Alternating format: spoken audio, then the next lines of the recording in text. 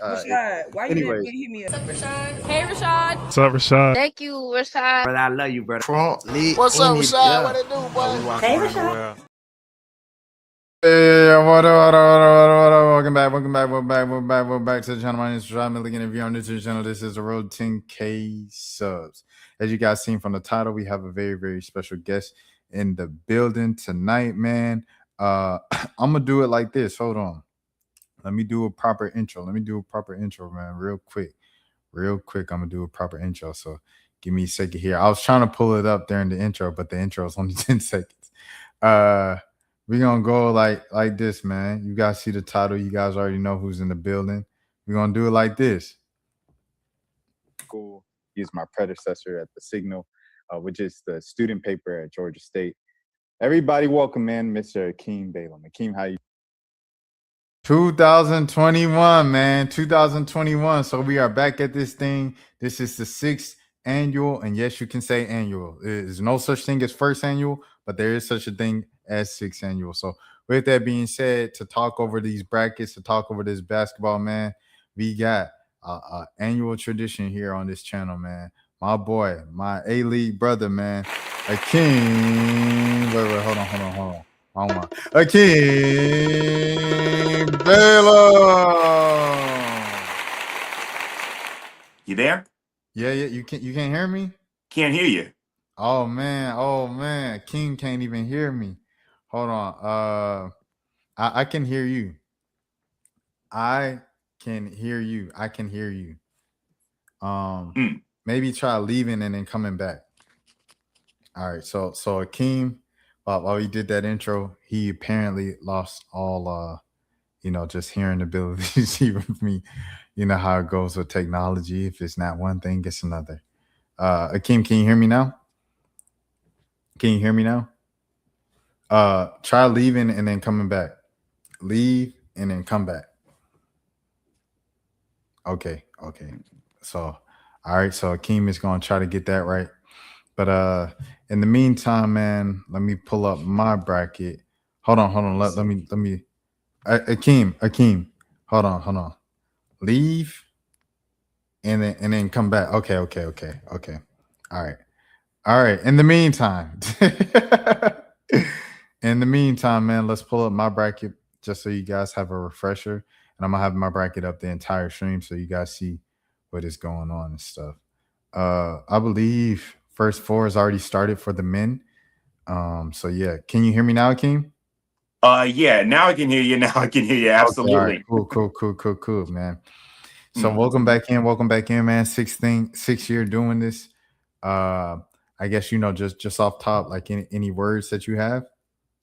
Yeah, I mean, it's become, like you said, it's become an annual tradition for us. Like you said, recording on your channel. And, I love doing this. I mean, this is definitely, one of my highlights of every single year. And, and as you can see, recording this on St. Patty's night, I got my green on. I even have some green LEDs, set up in my living room. So I'm all, decked out in the St. Patty's Day spirit as well. But yeah, one of the best times of the year. Can't beat March Madness, man. Best time of the year. No, for sure. And I don't know, like I saw an old clip of Jeremy. He was on shout out Nate Butler. He was on Nate Butler's page one time talking about the Falcons. And I was just like, dang, man, I miss A-League, man. Seeing Jeremy up there talk. I know we tried to do a couple episodes recently, actually, and people were just like, oh no, I'm at the thing. I'm out in Alaska, so but we'll eventually get A-League back together, the band back together, and record at least a couple of episodes just for old time's sake. Tomorrow is the first four. So the first four has started tonight for the men's tournament, but for the women's, it doesn't start until tomorrow. So we have that. I'm excited and just ready to go, man. So without further ado, let's get into it. Shall we, Akiem? Shall we? Absolutely. Let's do it. All right. So as you see from my bracket, I have UConn winning the whole thing. If you go back to last year's 2025, I had UConn winning. So I ranked in the top 100,000 which is pretty good compared to other years. 2024, I think this was a year I didn't rank well. I ranked in the top a million, but I got South Carolina right. And in 2023, I got the winner wrong. I picked South Carolina and they lost, and I was in the millionth percentile rank for that. So the last couple years, man, I've been on a heater the last couple years, and last year was my best year. This year, I'm not even gonna lie to you. I don't think I watched enough basketball just to be transparent to have a great bracket. But you know, that's the greatness of March Madness, isn't it? It really is in many ways, and I think that's kind of the thing. I mean, there are folks out here that probably, because there's so many teams, obviously, in the college game. There's no way that anybody could possibly watch every single game, every single team. But it's one of those situations where, we know exactly which teams are at the top. We when we look at the bracket, like there's possible upsets up and down. So, that's kind of the beauty of it. No, 100%, 100%. Now I have UConn winning the whole thing, and Keem, I'll let you kind of savor, whoever you picked. We'll go one by one here, so let's build up the anticipation. I guess we'll start off here. Regional one, UConn versus UTSA. Who do you have? I got UConn in that one. I definitely have UConn in that one. Obviously on their home court, they're hosting. So yeah, I think I got UConn beating UTSA. All right, cool, cool, cool. So game number 2 in the region, Iowa State and Syracuse. Now, if I remember correctly, I believe this is also a game. I believe this is a game that's being hosted at UConn. So it's a situation where one would think that when you look at it from a travel perspective, that it's probably something that would favor Syracuse, where they would probably have more of a home court. But one thing that Syracuse does not have is Audie Crooks. And there was a point in the season, man, where we were talking about Audie Crooks as if she was possibly the best player in all of women's college basketball. So I'm a huge fan of hers. I think Iowa State, I think they take it first round over Cuse. Yeah, man, it was it was a defensive highlight that went viral on Audie Crooks that like really kind of calmed down all the talk about her being the national player of the year, et cetera, et cetera. But still, you got to go team that scores the most points, and shout out to Jada as well. Jada Williams over there too. So, okay, moving down. Maryland and Murray State. Maryland and Murray State. This is one of those games where, because of the fact that it's a 5-12, like it's obviously going to be an upset pick, I believe, for, in a lot of brackets, picking Murray State over Maryland. I have Maryland beating Murray State. Aluchi Okanawa is one of the best players in all of women's college basketball for sure. And Maryland has that. They've been here. They've been here before, absolutely. So I'm definitely going with Maryland to get the 5 over the 12 over Murray State. Okay, insane in the same region. 4-13, North Carolina and Western Illinois. And if I remember correctly, this is another occasion where if I remember correctly, I believe that North Carolina is hosting these games. And of course, North Carolina has a huge, basketball pedigree, both going on the men's side as well as on the women's side as well. And once again, this is going to be one of those, types of games where, you look at it and it's a, potential 13 over 4. I don't see North Carolina losing in this one, so I'm gonna go Tar Heels over Western Illinois. Okay. All right, moving down now. Number 6, Notre Dame versus number 11, Fairfield. It's interesting because Notre Dame, one thing that we forget, Notre Dame, if I remember correctly, only lost to Duke in the ACC tournament by 2 points. And for some reason whatsoever, Notre Dame was seated 6th. I can only imagine, and this is probably something similar as well that we're going to talk about a little bit later with Duke. I can only imagine Notre Dame probably is going into this tournament maybe with a bit of a chip on their shoulder. And last time I checked, Notre Dame still has Hannah Hidalgo, so I'm going Notre Dame over Fairfield. Notre Dame going to the second round. Okay, okay. All right. So you're going to Hannah Hidalgo. Moving on. Now we go to Ohio State, Jelani Cambridge, and going against Howard, who men and women are both in the tournament this year. And not only that, but also shout out to the Howard men because they just defeated UMBC in the in the first four on the men's side. For some reason, they played that game in Buffalo when we're talking about two teams from the DMV, and they're playing in upstate New York. Go figure. But yeah, you're absolutely right in terms of Ohio State. Like Jelani Cambridge, and not only that, but they also have Chance Gray, who, if I remember correctly, she dropped 23 points against UCLA.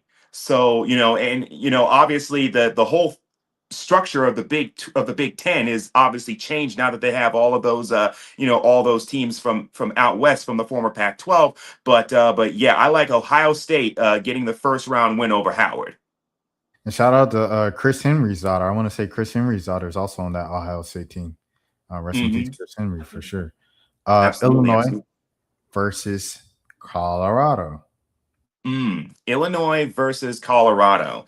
Believe it or not, this is actually going to be my first upset pick. I'm going Colorado, the 10 seed, over Illinois, the 7 seed. Colorado is just, loaded with talent. I mean, you think about like Ziana Walker, you think about and if I remember correctly, they had a close loss in that Big 12 tournament, if I remember correctly, to West Virginia. So, so they're ready for this time of year. So yeah, I'm going the 10 over 7. I'm going Colorado to beat Illinois. Yeah, Keem, I pulled it up right here. You're exactly right.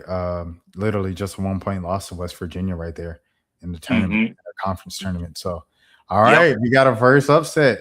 I picked all the higher seeds here, so I'm glad that we have some shaking up. Okay, and now is there another upset? This one would be a huge one because Vandy has been near the top of the SEC all season long. It's been pretty much a big four between South Carolina and LSU, the usual suspects. Texas, kind of a usual suspect in this latest era of Vic Schaefer and Maddie Booker. But also, Vandy has snuck into the conversation this year. Michaela Blake's obviously had a great freshman year last year. And this year, she continued to take that next step and becoming an elite player. And she put herself in the National Player of the Year talks. So with that being said, Vandy's a 2 seed. Is there any chance that they lose to number 15, High Point? Let me think about that for a second. And I love what High Point has done this year, but Vandy is just too good. And you're absolutely right. I mean, we talk about Michaela Blake's, who's put herself in the National Player of the Year conversation, but also another name that that I definitely had to give a shout out to, Aubrey Galvan, the baller. And I remember covering her on the AAU circuit some years ago when she was coming out of the Midwest. And it is amazing to me how she has completely put herself on the national stage. So just what Vandy has been able to do pretty much coming out of nowhere. And like you said, showing that they belong on the same court with the LSUs and the Texas and the South Carolinas of the world. It's been one of the really great stories, if you will, of the women's college basketball scene. So I'm going with Vanderbilt. I'm going with Vanderbilt to go into the second round of this tournament. Yeah, and shouts out to Aubrey. Definitely want to give her a look and everything like that. That was a great pull, averaging nearly 6 assists per game this season for the Commodores. Moving down to Regional 4, South Carolina. South Carolina versus the winner of Southern and Sanford. We know that, we definitely know that South Carolina is going to do what South Carolina does. I mean, it's one of those situations where with South Carolina, and we talked about this before, South Carolina is definitely going to win this game for sure.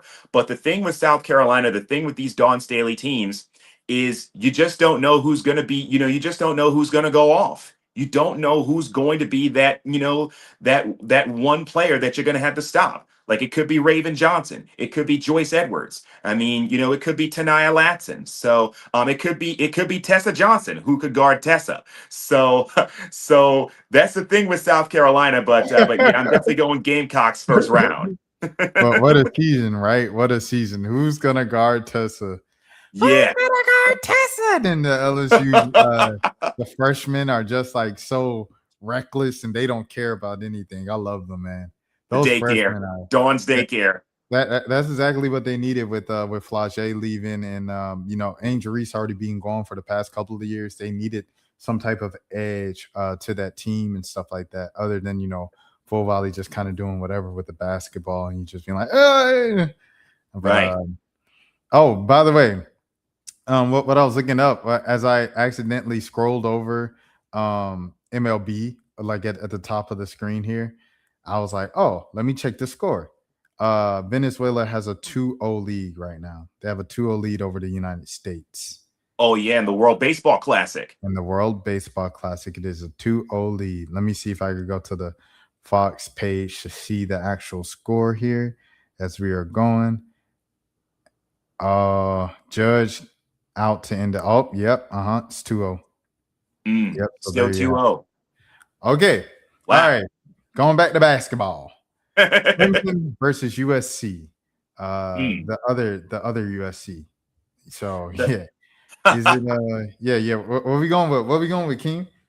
The other USC, the West Coast USC. And what's interesting? Because of the fact that, folks around here in South Carolina, I can only imagine they probably looked at that portion of the bracket with a lot of intrigue because they're probably thinking, okay, we know that regardless of who South Carolina plays in that first round, we know for sure that, it's going to be a blowout because, it's South Carolina. But you look at that matchup, you're thinking, okay, is South Carolina going to play the other USC in the first round? Or is South Carolina going to play their arch in-state rival Clemson in the first round? And right now, I have it as the 9 beating the 8. I'm taking USC to beat Clemson. There it is. And you see Mia Moore right here. Shout out to the Georgia girl.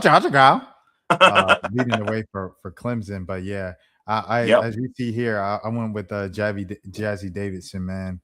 I trust her right here, and I trust Chavez as well. And early on in the early stages, they're kind of getting their name out there, and this is the perfect cap to that for both of those sensational freshman years they had. And we'll see the type of rest of the careers they have, especially with Jazzy. We have to see how she looks for Juju coming back in the fold next year. It's kind of a great thing to imagine. Oh yeah, they're gonna be dang. Jazzy was this, and then they're gonna add Juju. But remember, kind of saw this with Hannah Hidalgo and Olivia Miles, where it's kind of like they had to learn how to play with each other for 2 years, and then one of them left. So we'll see how that works out in the long run with them. But in the meantime, let's enjoy the Jazzy Davidson hoops. I got USC as well. Absolutely. Definitely. Michigan State and go ahead, King. Absolutely, you're right. I mean, you're definitely right, man. I mean, it's one of those situations, and we've seen this before. I mean, just because you have 2 star players together, I mean, it's not necessarily a guarantee that they'll be able to to mesh well together. I mean, but I feel like with Juju coming back, I feel like it's one of those situations that when we see out of Southern Cal next year, I feel like they'll definitely be back in that Final Four national championship conversation. Yeah, no, for sure. Especially, when you look at kind of like the departure of the Kiki Rice, Flage, Lauren Betts era. Yeah. I mean, yeah, that opens things up a lot, So I definitely agree with you there. Okay.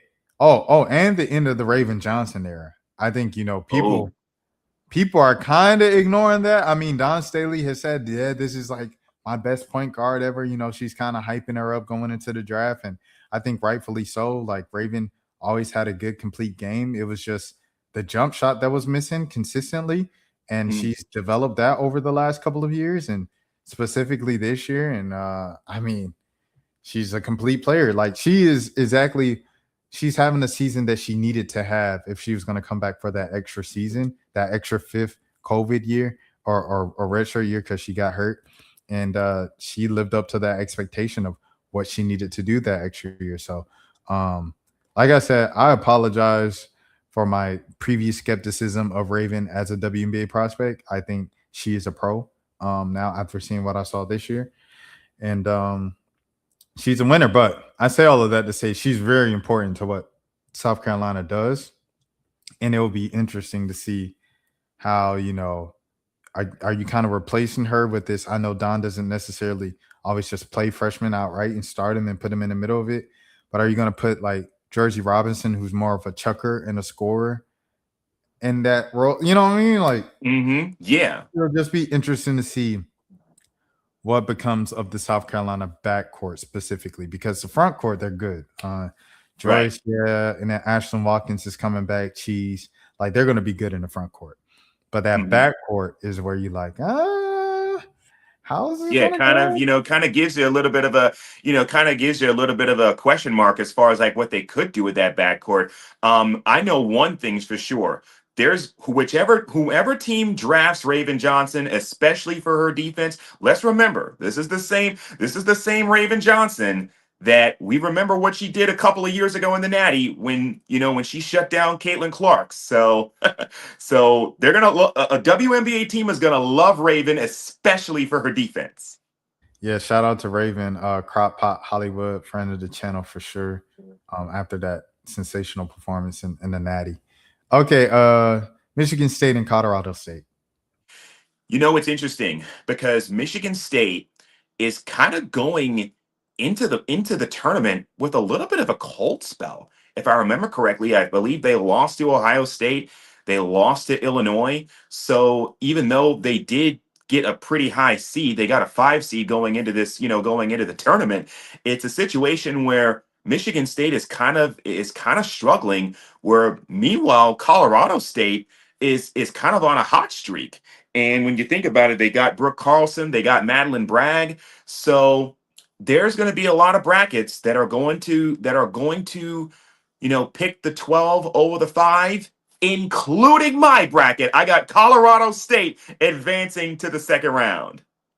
Yeah, Key. Yeah, I picked them too. Yes. All right, okay, now from one freshman to another, like I mentioned earlier, Aaliyah Chavez, leading Oklahoma, number 4 seed now against Idaho. Does she avoid her first year upset? I think she does. I mean, there is a reason as to why Aaliyah Chavez, there's a reason as to why, Oklahoma is in this position. They're in this position in large part because of Aaliyah Chavez. And I remember when Aaliyah Chavez was, when she committed to Oklahoma, that it was a situation where everybody was shocked, like, oh wow, Aaliyah Chavez chose Oklahoma of all schools. But that's the thing, and we've seen the results and everything that it's meant to Oklahoma ever since. So yeah, I got Oklahoma eliminating Idaho in the first round. The city of Norman. The city of Norman, indeed. Shout out Tyler DeLuca. Shout out Tyler. Shout out to the committee, man. Shout out to Chani. They did an interview with Joyce No cap Edwards. space. Yeah. No. Oh, my bad. Oh, no. Hey, no cap space, I WBB. showed my age. Oh my You God. good? Forgive me. Oh my goodness. Well, there goes my chance of a collaboration with no cap space. You gonna get that collab. but yeah, they did an interview, him and Chani, I believe it was, before the season with Joyce Edwards, and I thought that was super dope that they got Joyce down for a sit down on camera for like 20 minutes or so. So shouts out to them. They do great work. They hustle and they put out good content.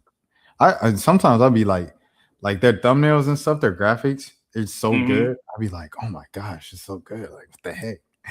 Yeah. But they have a good team around them, and yeah, they're good. Shouts out to No Cap Space. They did a whole live stream, if I remember correctly, when they were talking about the whole thing with that, with that lawsuit that was filed against the owner of the main owner of the Chicago Sky. I remember listening to that. That was a really informative live stream that they did. Yeah, they're on it. They're on top of it. It's a good team. it's just a good team. You know what I'm saying? Like Mm-hmm. when Tyler has the experience he has going to journalism school and the traditional route, and then Chani has like the smarts but the wits to like master the internet, and then you have your other people on the team as well. It all just kind of meshes together, bro. I rock with them. Right. All right, moving down. Washington, number 6 Washington versus number 11 South Dakota State. Another potential upset pick. And another potential upset pick that I'm going with. I'm going with South Dakota State to beat Washington. And the thing is, and I understand, they've been on a hot streak as South Dakota State has been as of late. And I understand what folks are going to think. Okay, playing in the Summit League is obviously different from playing in the Big Ten. Absolutely, for sure. But I'm a big believer in sprinkling in a few upsets in your bracket. And I feel like this is a situation where I feel like we could very well see another, potential upset as far as this is concerned. I mean, you look at somebody like a Brooklyn Mayer, who, if I remember correctly, she scored 26 points in the Summit League championship game against North Dakota State. So I'm really interested to see what she does, what South Dakota State is able to do on the same court with Washington. So I like the upset. I'm going with the 11 over the 6. Give me the Jackrabbits over Washington. Bro, look at this game log from Brooklyn Mayer, bro. Mm. 26, 24, 26, 33, 18, 19, 44, 11 off night, 21, 19, 27, 18, 25, 31, 24, 18, 19, 10 off night, 22, 20, 27, 20, 14, 28, 19, 18, 28. Sometimes in college, they had this conversation with Alex Caruso. Like, how many NBA players do you think can be on a 16 seed in the men's side and lead them to a national championship or lead them to the Final Four? And he said probably about like 30. Like probably going all the way back to like he didn't say any names of like who he considers at 30, but like I would imagine 30 would be like Trey Young, like around that, kind of range and stuff like that. Like well, really 30 will probably be like Austin Reeves, to be honest. These Something days, like that. yeah, because I feel like Trey is probably like around 20-ish. Yeah. Mm-hmm. Really, Probably. really around 15, but really around top 10 when he gets going. But we know how that True. goes. He's got to work himself back into shape and stuff. Mm-hmm. But Right. yeah. I think probably about 30 players. So I say all of this to say South Dakota State has a dominant score, and sometimes one player can make all the difference in the NCAA tournament. I mean, we saw it in our alma mater, RJ Hunter. Like, we didn't have Ryan Harrell, and Ryan Harrell was out at the time, but they still had RJ, and RJ just kind of willed and led that comeback, and obviously hit the most famous shot in school history. Changed Ron Hunter's career and changed our lives and stuff as well. But yeah, sometimes that's all it takes, and I feel like South Dakota State has that to make the thing. But in my original pick, I said Avery Howe be doing all that dirty playing, pulling people's arms and stuff like that. I think that's going to be enough to get it done. She's pulling people's arms. Hey, it could very well be enough. Who knows? Ripping them up on her. She pulling her old teammates on. I say, dang, you used to play with these girls. Like, what is going on? Yeah, I mean, it kind of makes you think, like, what's she doing out there? It really makes you think. Avery Howe, she definitely one of them ones. And shouts out to the other USC transfer over there at UConn. What's her name? Team the point guard. Who was that? Avery Howe left and she went to Washington, and then the other USC girl transferred. Man, I see her face. I'm trying to do it without looking it up, y'all. So if y'all looking like y'all saying her name, and I'm trying to do it. Yeah, I feel like it's one of those names that's kind of like on the tip of our tongues. We just can't necessarily think about it right now. But yeah, it's kind of one of those names that's sort of on the tip of our tongues. Let me see. What's who I'm trying to think of. Shout out KK. Shout out Blanca. Hmm. Kaylee Heckle. Oh, That's what okay. Kaylee Heckle. Yep. Yeah, so Heckle is over at UConn and Avery House up there in Washington, and I covered both of them. Well, I didn't cover them. I reacted to them when they were both coming out of high school, going to USC, and both fans of their games. And Avery is kind of like spread her wings at Washington. Heckle has fit in well with UConn and stuff like that. What they have going on, she's a good facility. Kind of filling out that Kaylin Chow role that that she left over there from Princeton. The year Right. prior. Good comparison. Yes. All right. Real good comparison. TCU, UC San Diego. So we had one of the Notre Dame dynamic duo, Hannah Hidalgo. Now we have the other one who is now at TCU, Olivia Miles Goggles. Liv Miles Goggles. And it's interesting because I have to give a lot of credit to TCU and what they've been able to do. It's something about TCU where they're able to land, high profile transfers. We saw it with Haley Van Lith, and now we're seeing it once again with Olivia Miles. And they're one of those 3 seeds for a reason. So yeah, absolutely. And it's interesting because if Olivia Miles didn't decide to stay in college, she would probably already be in the WNBA right now. She's definitely a WNBA talent. A lot of teams want her, so I'm definitely going TCU over UC San Diego. 19-6-6 is ridiculous. It's almost 19-7-6. That's ridiculous. Those numbers will get you will get you picked in the lottery in the WNBA. Oh, okay. Let's break away for real quick. We talked about Raven Johnson, right? And you say, you just brought up Olivia Miles.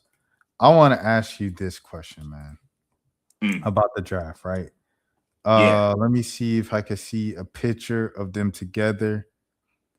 I don't see an exact picture of them sitting next together or standing next together, but they're definitely been in the same places. So with that being said, I guess I'll just pull up somebody's graphic. Shout out to Hoops HQ. I'm getting this graphic from you. All right. Who do you see Flage still going in the top 5 this year?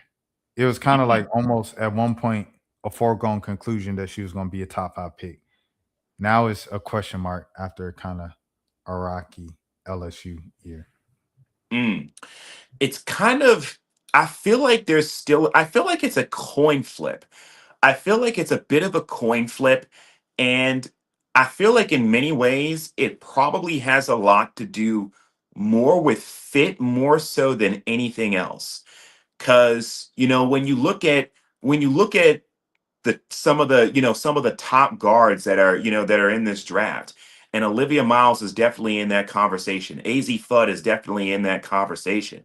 So I feel like in a lot of ways, because of the fact that you look at what an Olivia Miles can do, you look at what an AZ Fudd can do, you look at the winning pedigree of somebody like a Raven Johnson, I feel like it's a situation where it probably puts it in a scenario where maybe Flage probably, I mean, she's definitely going to get picked in the first round. And I'm glad you just on the scroll you mentioned Kiki Rice. It also mentions Tanaya Latson.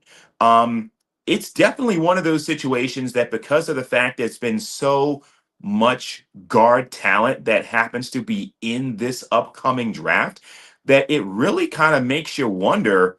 Oh, that having Raven Johnson go to, I just saw that mock, having Raven Johnson go to Indiana when we know she locked down Caitlin Clark 2 years ago on the Natty, that would be something. But it is a fair question about Flage. I mean, where is she going to get drafted? Definitely in the first round. But I would not be surprised if she got drafted potentially outside of the lottery. So I feel like it probably has a lot to do with fit more than anything else. Yeah, that's a crazy. Wait, hold on. Is Lauren Betts have another year? She has a COVID year, something like that. That's a good. She's not on that mock. Let me see. So, okay, hold on. Let me scroll. This is Megan's, by the way. This is Megan's list. Shout out Megan over at USA Today. Mm-hmm. Uh, let me see. Tanaya Latson, Kiki Rice, Lauren Bett. Oh, she Lauren just has Betts. her all the way down at 4. This was someone who looked like they were going to be like a lock for 1. So had AZ Fudd at some point. Like I remember Flau'jae being in talks of being number 1, AZ being in talks of number 1, and Lauren Betts, and it ends up being the homegirl from Spain with it. Yeah. Mm-hmm. Yeah. So interesting stuff there. Very interesting. And there are a lot of folks obviously that are trying to manifest AZ to Dallas. Let me see some more on Because of how do you Paige. pronounce it? Is it Awa fam? That's Awa a good fam? question. It might be That's a good Awa. question. I She got definitely need any to look that stats? up. Let me see any stats. I'm obviously gonna she averaged 7 points. But see, this is the type of stuff Luca was averaging in Spain, and I was like, ain't no way you picking him number 1. And boy, was I wrong. So you can't even look at the overseas stats. You got to watch the film. But Yeah. with that being said, all right, let's just go back. So all right, TCU, we have TCU going. Georgia versus Virginia or Arizona State.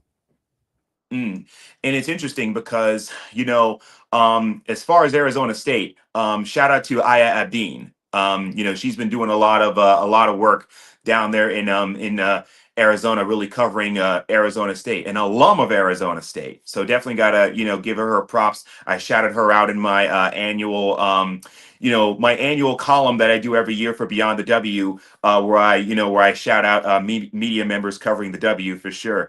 But yeah, I mean, Georgia is interesting because folks have always thought about UGA as a football school, but it's very interesting that Georgia has both their women's and their men's teams playing in March Madness this year. So definitely great for UGA, and I'm going with the dogs to advance over either UVA or ASU. Mm-hmm. Yeah. Yeah, no. Shouts out to Aya for sure. Like I feel like we watched her grow up, like in media and stuff like that, of like being Mm-hmm. a fan who with aspirations to enter sports media to becoming a more aggressive and kind of just like get to it type of reporters out there in such a short time. And I don't Yeah. know. Salute to her for sure. And shout out to Arizona as well, because that's obviously that's where the women's Final Four is, and that's where the McDonald's All American game is this year. Oh snap! Shout out to all the McDonald's All Americans and stuff like that. They ain't announced the Yeah. rosters yet, right? Hmm? Have they already announced the rosters? They haven't. I think they did. I would have to go back and check and see, but I think they did. I would be surprised if they didn't by now, because I Uh-oh. think it's literally the week or the weekend prior to the Final Four. Dang. I think they did. They did. Yeah. A month ago? Oh my goodness, I'm cooked. I'm sorry, guys. Jesus. I guess I'm just washed up now. I'm washed. But that's why I have Akiem in here. Keep me sharp. Oh, I'm washed. I used to be on top of all of this. All right. It is what it is, man. Iowa versus FDU.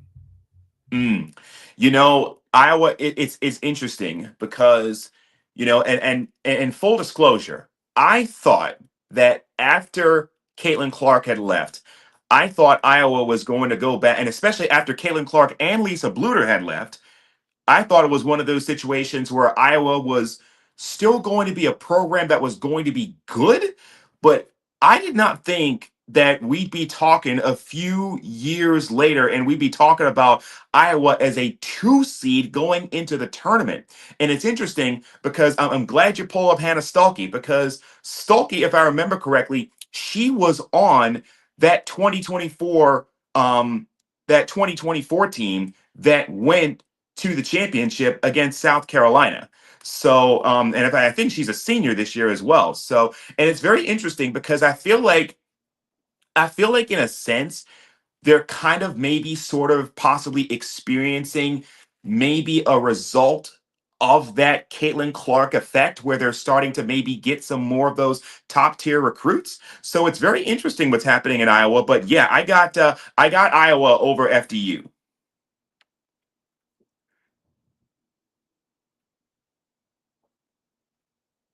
I didn't even unmute. I said, all right, and so do I. Yeah. Headed over to the other side of the bracket. UCLA versus California Baptist. You know what's interesting? First of all, I definitely have UCLA winning.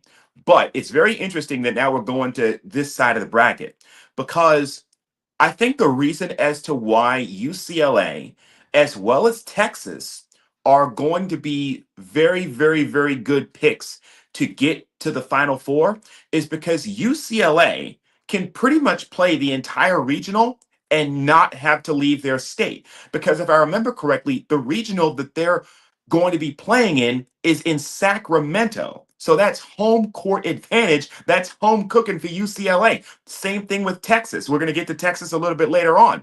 But it's interesting because their regional, if I remember correctly, they're in Fort Worth. So they don't even have to leave Texas. So that's definitely huge in terms of UCLA and Texas when you look at the number one seeds. Whereas UConn and especially South Carolina, they don't have that luxury with this bracket. So yeah, definitely going with UCLA, UCLA over California Baptist. Well, you know, South Carolina just gets that every year in the SEC tournament. So Yeah. every year in Greenville, it's like all the. It sounds like you in Columbia. I was like, oh my goodness. And folks crashing out like, oh, what is the SEC tournament doing every single year in Greenville? Right. But hey, Texas, that didn't matter to Texas. Texas, they shut that up. No, it didn't. And it almost didn't matter to LSU. They gave South Carolina a game. Yeah.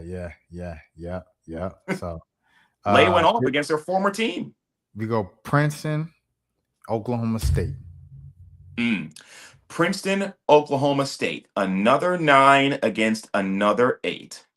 And, one rule of thumb that I always have, for my bracket is that I always want to pick at least about 2 8s and 2 9s. And Princeton is one of those 2 9s that I'm picking to beat Oklahoma State. I believe they have somebody by the name of Fatima Tal, who I think dropped 20-7 in the Ivy League championship. I believe they played Harvard. So yeah, I'm going with Princeton to get the upset. If you call 9 over 8 an upset, but yeah, Princeton with the upset over Oklahoma State. Yeah. I was looking for the player you just shouted out. Hold on, I want to give her the shout out. Here it is, Fatima Tall. Mm-hmm.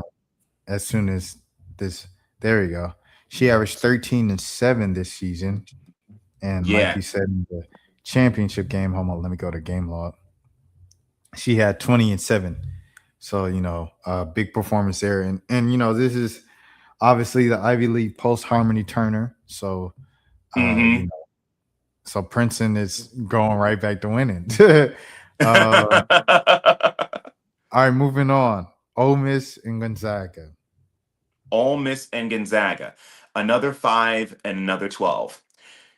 I just want to ask Gonzaga one question, and just one question.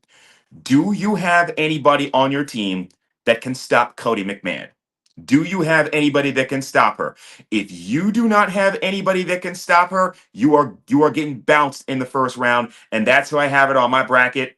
I got Ole Miss, Coach Yo. Shout out Coach Yo, doing what she always does every single year. When we talk about SEC teams, we talk about South Carolina, LSU, Texas, Vandy's obviously in the convo now, and we kind of, almost.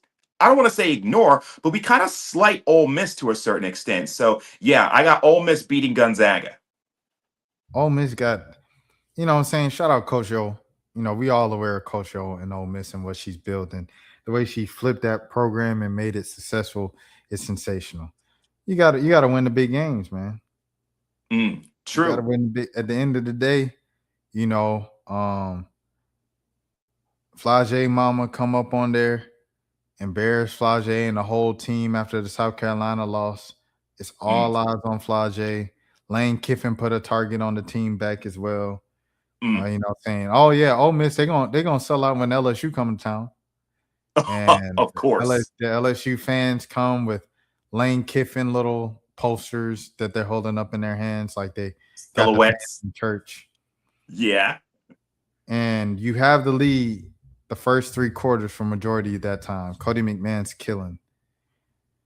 LSU made the switch. Kim Mulkey made the adjustment. I believe it was Full Wally, right? Who switched onto Cody, and she shut her down in the 4th quarter. And then Flage really controlled the tempo, pace of the game. You know what I'm saying? I'm saying all this to say it's games like that you have to pull out if you're going to be considered one of the elite site. LSU, yeah, they had a down year where they lost the first 2 games of the SEC play.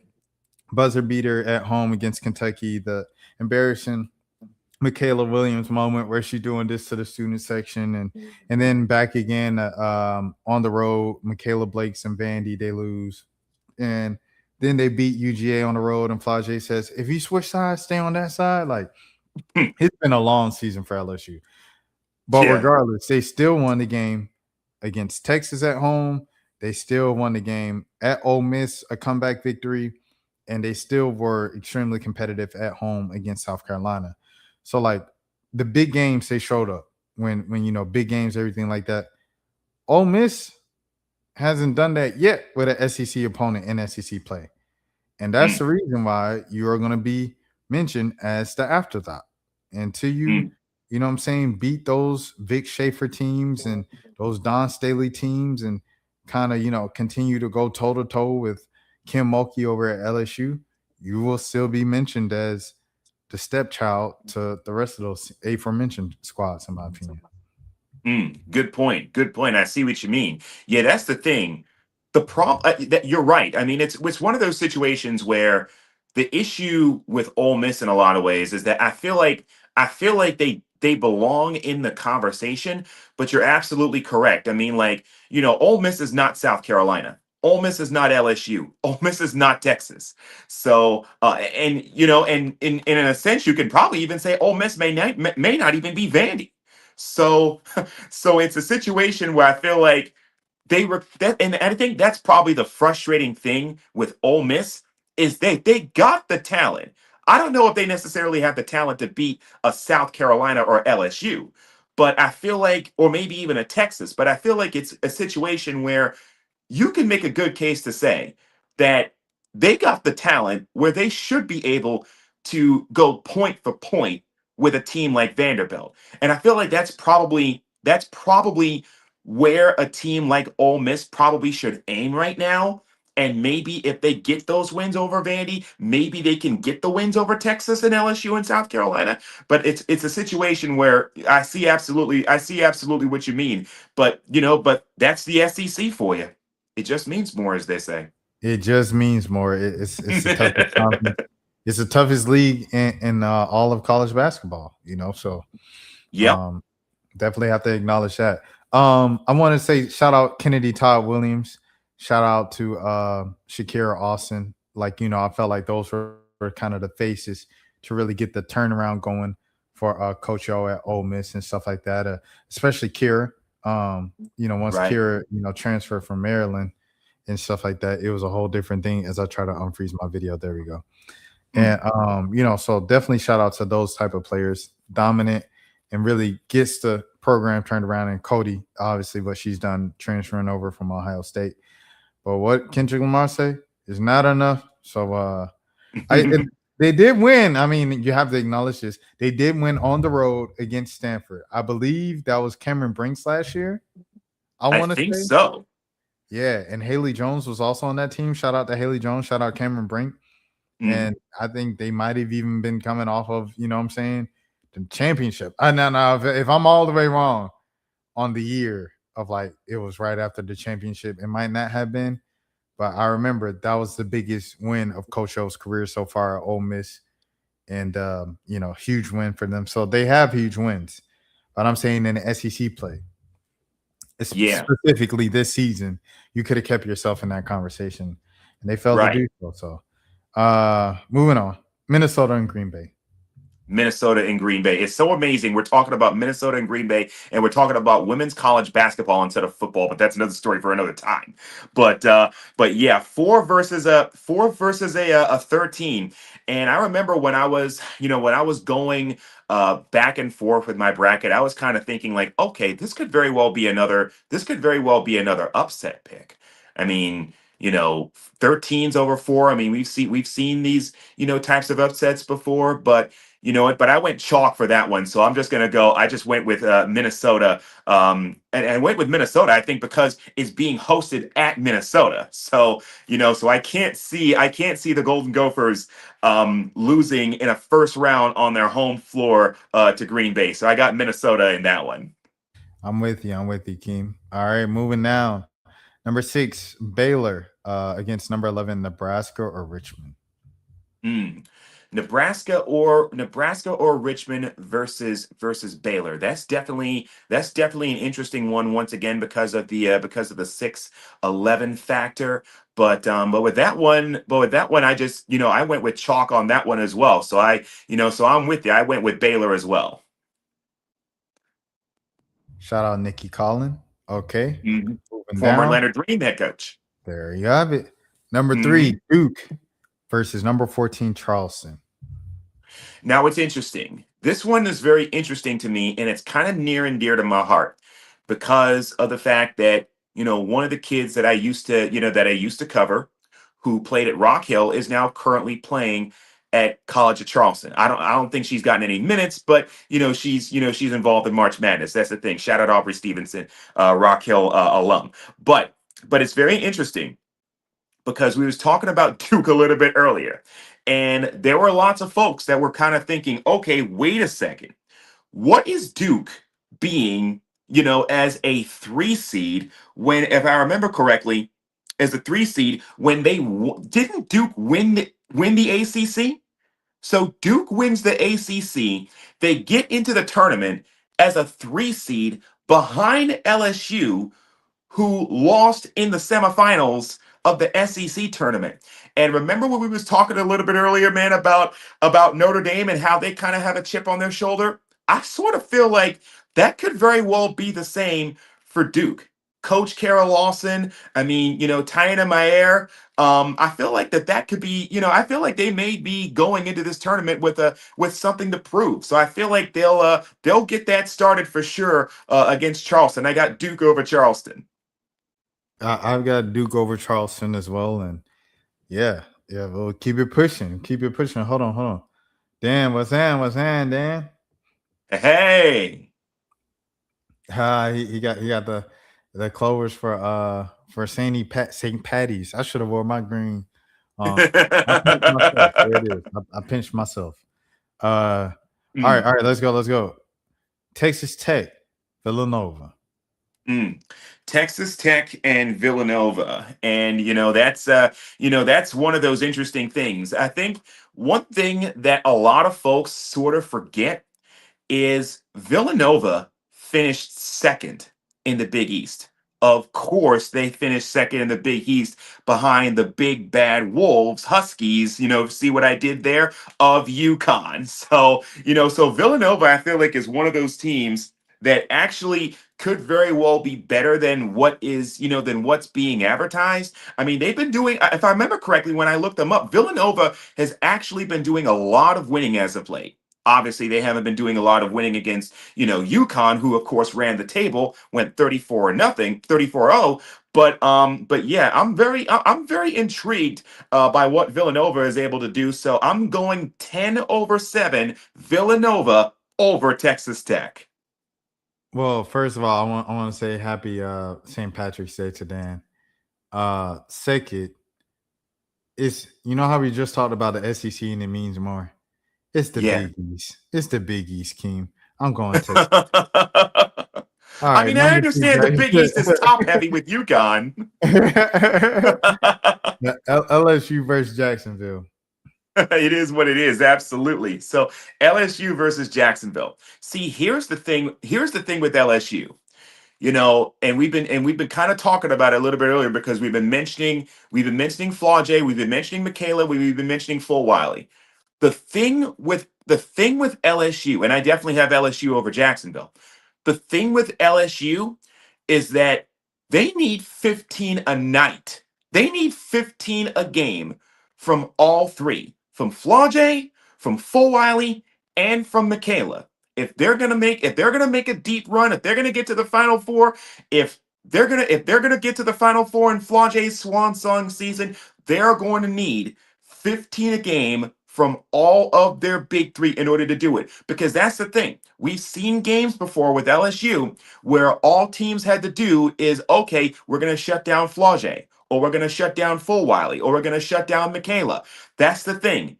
If they're able to get 15 a night from all three, look out. But yeah, I got LSU over Jacksonville.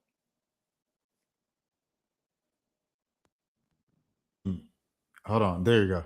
Yeah, you said the best team. You said the best team. We'll talk about LSU too, going into deeper into the bracket. All right, Mm. moving down to Regional 3. Texas versus the winner of Missouri State and SFA. Mm. That's the thing with that. So yeah, I mean, Texas, like I said, they got a couple of things going for them. I definitely have Texas winning that one. We know how Vic Schaefer can do. He's one of the best coaches in the country. We know what Madison Booker can do. And that's the thing. Texas is one of those teams that is going into the tournament with a couple of things working in their favor. Number one, they won the SEC. And number two, like I said earlier when we was talking about UCLA, they can pretty much play the entire regional portion of this tournament and not have to leave the state of Texas. Those things are working in their favor. So I definitely got Texas in the first round. Yeah, shout out Maddie Booker, one of my babies, man. One of my babies. Flau'jae, Yeah. one of my babies. Maddie Booker, one of my babies. Who else? Yeah. Trying to think.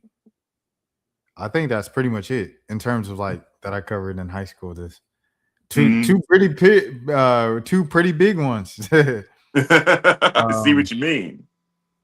Oregon and Virginia Tech, Vatek. Yeah. That's another, like you said, another 8 and a 9, and it's, I believe, the last 8 and 9 that we got. So on my bracket, like I said, I picked 2 8s and I picked 2 9s. I picked Iowa State over Syracuse. I picked Princeton the 9 to get the win over Oklahoma State, and I picked another 9 with Southern Cal over Clemson. I'm going with the 8 over the 9. I got Oregon over Vatek. Yeah, shout out to Curtis Williams, shout out to Key, shout out to Jace, shout out to Retro Siege, shouts out to 2-9, Atlanta Legends, Atlanta Underground Legends for sure. Reese LaFleur, what up though? All friends of the channel, man. Shout out 2-9. Yeah. Shout out 2 9s, 2 8, same here. Kentucky, James Madison, the 5 versus the 12. Kentucky's coach Kenny Briggs, he made those creepy comments. He said, "Hey, my girls are pretty and they can play." They said, "What do you mean by that? You're supposed to be their coach. What are you talking about? They pretty." I see what you mean. That's kind of, that's definitely, one of those things that certainly obviously raises a lot of red flags for sure. But one thing's a green flag is how Kentucky plays on the court. So it's one of those situations where absolutely for sure. But yeah, I got the 5 over the 12. I got Kentucky going to the second round, beating James Madison. And Clara Strack, one of the better players in the country this season for sure. Shouts out to her. One of the reasons why the SEC is the SEC, averaged 17 and 10 this year. Yes. Goodness gracious. And okay. James Madison has somebody that I covered in high school as well. I believe Delilah Saltis, yeah, exactly, covered her at Malden here in South Carolina. So yeah, but sorry, Delilah. First round exit got Kentucky winning. Hey there, Delilah. What's your like? Let's go Miami, Ohio versus West Virginia. Miami, Ohio, of course, on the men's side. undefeated all the way into the conference tournament. Still made it as a large bid. How you feel about the women's team?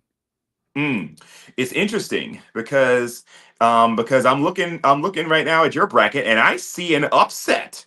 I see a 13-4 upset with Miami of Ohio, beating West Virginia.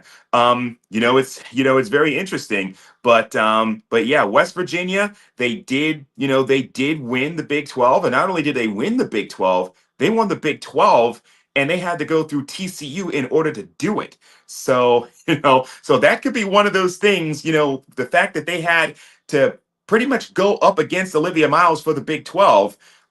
That could be a situation where they could go into this tournament possibly with a bit of momentum. So I'm going chalk on that one. I got West Virginia winning. West Virginia, country home. Yep.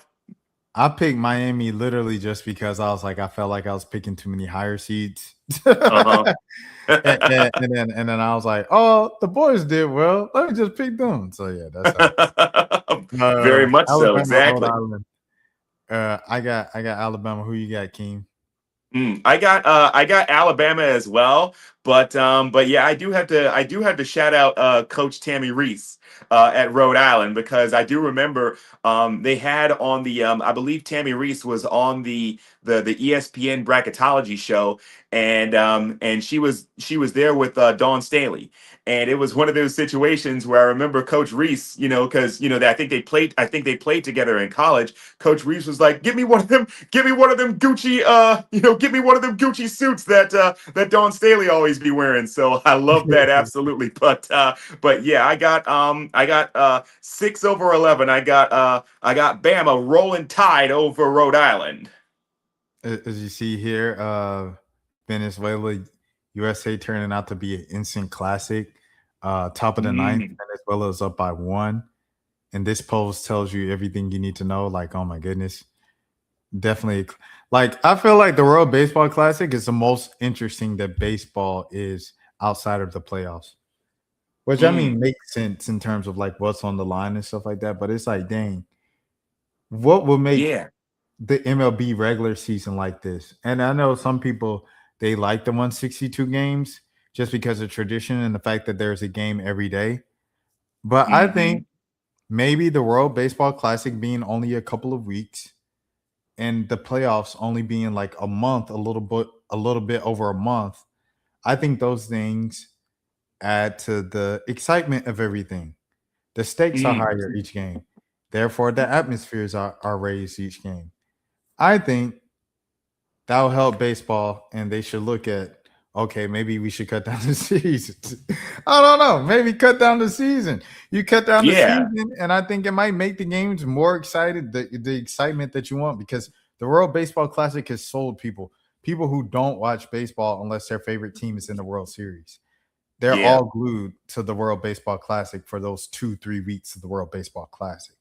So I think you should take a page out of that note, and hey, if we want to be culturally relevant among all demographics once again, and not just the baseball fans, Mm, maybe this is how we could do it. You did the whole pitch clock and everything, and all yeah. these different rules to keep the game moving faster.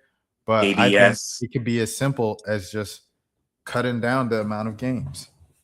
Yeah, that's the thing. Like, the thing with baseball owners is that they're not going to cut down the number of games because, they on that Wu-Tang tip, cash rules everything around me. But I see absolutely what you mean. I think the thing that really gets me about the World Baseball Classic is it's very interesting. Where are the finals of the World Baseball Classic being held? They're being held in Miami. It is so amazing to me that the Miami Marlins have not been able to capitalize on the fact that there are so many Latino players in Major League Baseball that more than likely would absolutely love to play in Miami. And yet, the Miami Marlins, and by the way, Miami is not a small market. Miami is a very big market. It's one of those situations where, for some reason, the Miami Marlins have not been able to capitalize on that and establish themselves as contenders year in and year out when you look at MLB. That's the thing that gets me about the World Baseball Classic. So, yeah, absolutely. I see what you mean. It feels like only the Heat are able to like get people to want to play for them. out of Yeah, Miami, which is insane. So, right. Oh, and let the me see. NHL's Florida Panthers, who won back-to-back Stanley Cups. Oh, shouts out to the. I definitely was not gonna pull that. Like that. That's a great pull. Shout out to the NHL. Back to basketball. Louisville versus Vermont. Louisville versus Vermont. Another one of my babies plays for Vermont. Devin Yard, who I covered when she was at Hilton Head Christian and winning state championships at Hilton Head Christian. So definitely shout out Devin Yard. Louisville is one of those teams that lots of folks appear to be very high on going into this tournament. I mean, we know exactly what Jeff Walls is able to do year in and year out with that program. So yeah, I'm going Louisville over Vermont. Louisville. I, Louisville. I don't know if I'll ever be able to say that the correct way. Uh, NC Jack State. Harlow will tell you. Oh yeah. Jack Harlow. He's got to sing it to me in R&B neo soul. Louisville, I love you, Louisville. Well, no one. Anyways, NC State and Tennessee. This is a game that people have been hyping up as probably like the most anticipated first round game out of all the first round games. And you want to know why a big part of the reason as to why it's so anticipated? Because if I remember correctly, NC State and Tennessee actually played each other earlier in the season.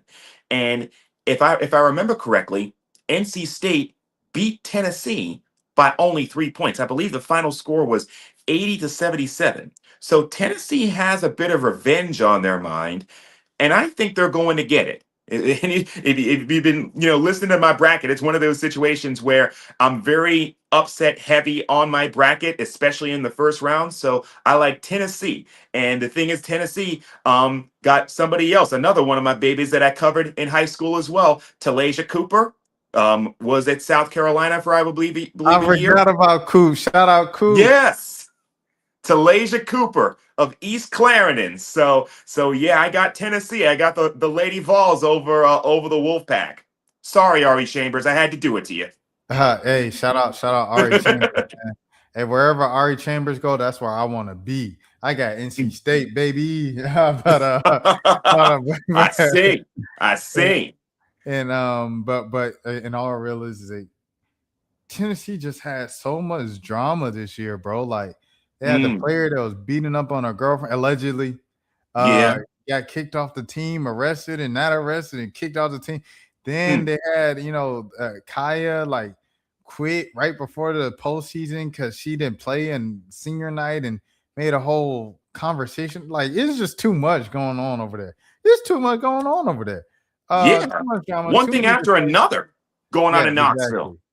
Exactly. Just give me NC State. It's just too much noise over there.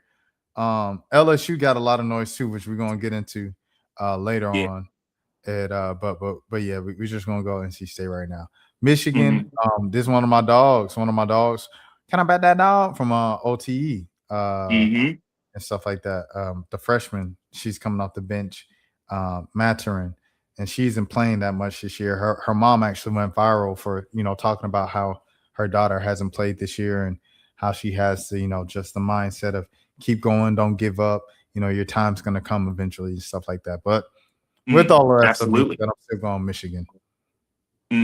Yeah, definitely. I'm definitely going Michigan as well. And and one of those that I definitely had to shout out at Michigan is Mila Holloway. Another one of my babies made here in South Carolina, played at Legacy Early College up in Greenville. And the thing is, she's getting minutes. Mila Holloway is getting minutes. Some of these kids, like, when they go, when they play their freshman year, it's like they haven't necessarily been getting minutes. She's getting minutes. And of course, obviously, I got to shout out as well Silas Swords as well up there in Michigan as well. So yeah, I got Michigan winning in the first round.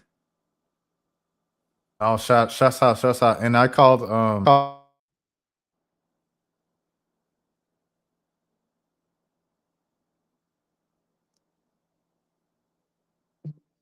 plug. They're trying to silence us.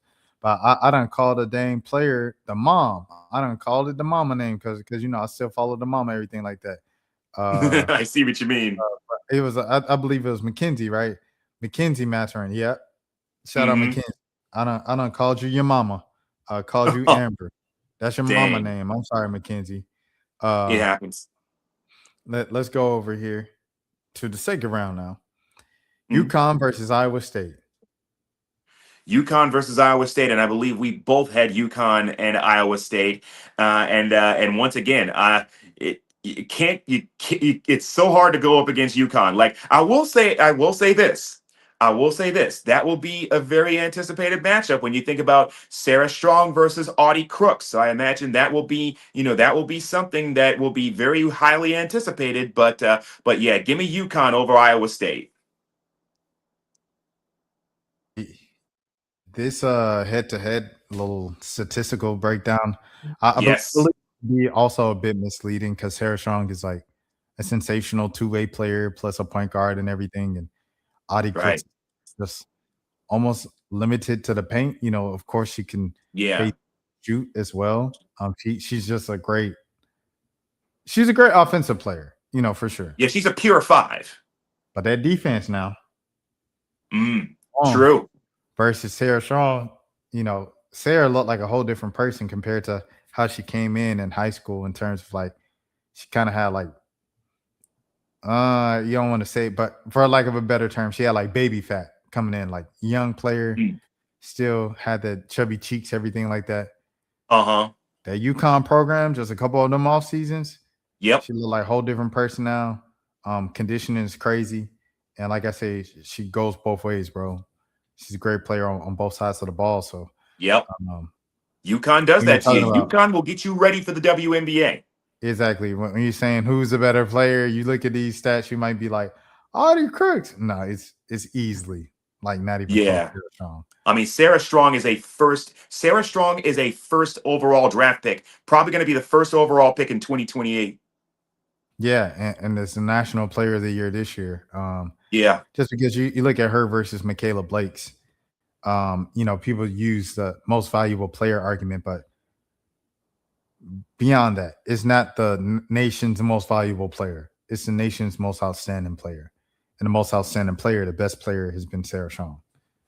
It's not Absolutely. even close. Okay. All right. Moving on. Did you have Murray State? No. You picked Maryland and you picked North Carolina. Yeah, Maryland versus North Carolina. I picked Maryland and North Carolina to go to the second round. And the thing about Maryland, and I think this is going to be a theme as we get, as we get further and further into these picks. Maryland is just one of those teams that for some reason or another, they have great regular seasons, but for some reason it's like you can't trust them when you get into March. For some reason, you just can't trust Maryland when you get into March. And that's kind of the thing with them. So I think that that's going to be a theme, that will once again be the case for Brenda Fries's team in this go around. So I got North Carolina advancing to the Sweet 16 against UConn. Shout out Brenda Freeze, but it's over. Next, Mhm. Notre Dame. Yeah. You had these two teams as well, Notre Dame and Ohio State. Notre Dame and Ohio State. And like I said a little bit earlier, I mean, anybody who knows me knows, how big of a Hannah Hidalgo fan that I absolutely am.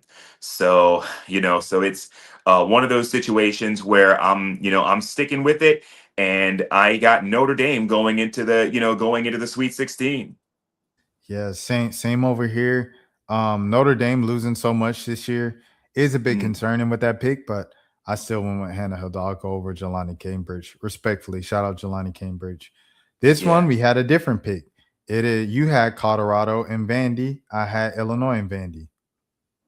Yeah, you had Illinois, I had Colorado, but I think we're on the same page as far as our Sweet 16 pick. Like I got Vandy as well. Like we said earlier, he was talking about Galvan, and he was talking about Michaela Blake's putting herself in the National Player of the Year conversation. So I think I got Vanderbilt going into the Sweet 16. Vandy versus Notre Dame.